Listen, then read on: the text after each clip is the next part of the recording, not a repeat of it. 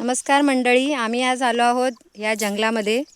कोकणात आज पाऊस पडून 4 दिवस झाले आहेत आणि झाडे बघा कशी स्वच्छ न्हावून निघाली आहेत, त्याच्यामुळे हिरवीगार दिसत आहेत. आणि असं ऐकलं होतं की कोकणामध्ये पाऊस पडल्यानंतर रानभाज्या यायला सुरुवात होते. हा माझा पहिलाच अनुभव आहे रानभाज्या शोधण्याचा. तर मी हे माझे मिस्टर आणि हा कल्पेश, आम्ही आलोत रानभाज्या शोधायला. रानभाज्या शोधणं म्हणजे काही सोपी गोष्ट नसते. अशा घनदाट जंगलातून फिरावं लागतं आणि त्याची ओळख पण असावी लागते आपल्याला, तेव्हा आपल्याला रानभाज्या सापडतात. आता हे कल्पेशला माहीत असल्यामुळे आम्हाला त्यांनी थोडी जागा ओळखीची दाखवली. असं जंगल फिरता फिरता हे बघा, हे आम्हाला रानभाजी सापडली आहे.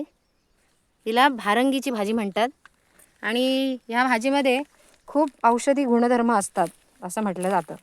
तर आम्ही आज ही भाजी बनवणार आहोत आणि अजून काही रानभाज्या सापडतील काय हे पण बघणार आहोत. असंच जंगल फिरता फिरता आम्हाला इथे सुंदर अशी फुलं दिसली. हिचं नाव कदाचित रान लिली असावं, कारण ही लिलीसारखीच आहे आणि रानात असल्यामुळे ही रान लिली. आणि ह्या फुलांचा सुगंधही खूप छान आहे. फक्त खूप पाऊस पडल्यामुळे ते थोडे मलूल झालेत. असं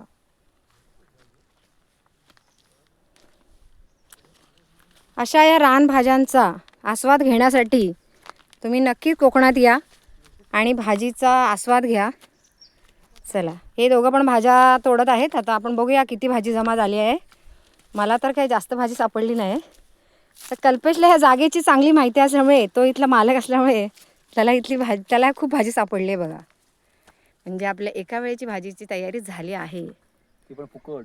हां, आनंद तुला किती भाजी सापडली? ती पण फुकट.